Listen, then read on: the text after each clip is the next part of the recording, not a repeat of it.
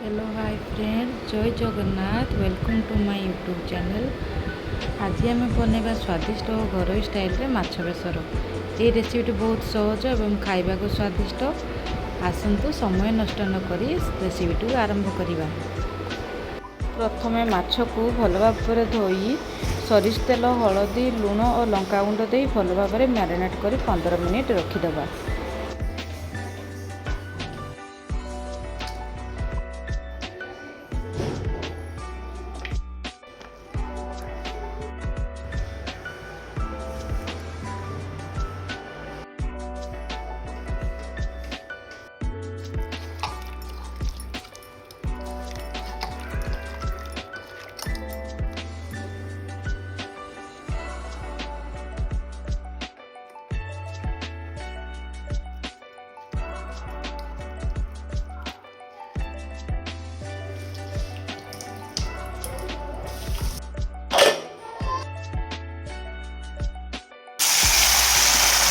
कड़ाई रे तेल गरम कर रखि माछ को मीडियम आंच दुई पार्श्व को सुनेली रंग होगा जे भल भाव भाजी ना।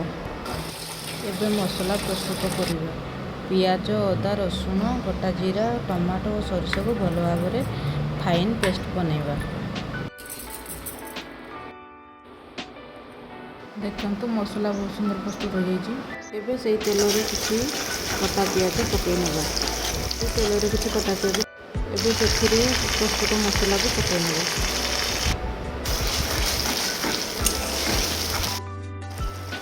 एबे धनिया गुंड लंका गुंड हलदी गुंड और लुण दे भल भाव कषि नेबा।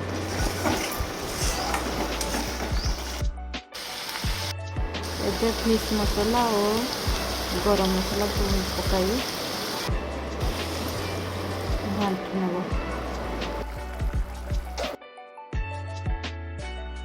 देखु मसला तेल छाड़ी आसला। मसला भल भाव प्रस्तुत हो जाइए।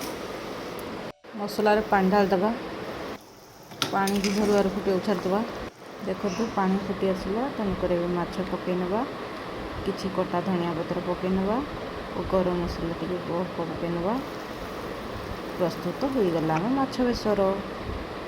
वीडियोटी भल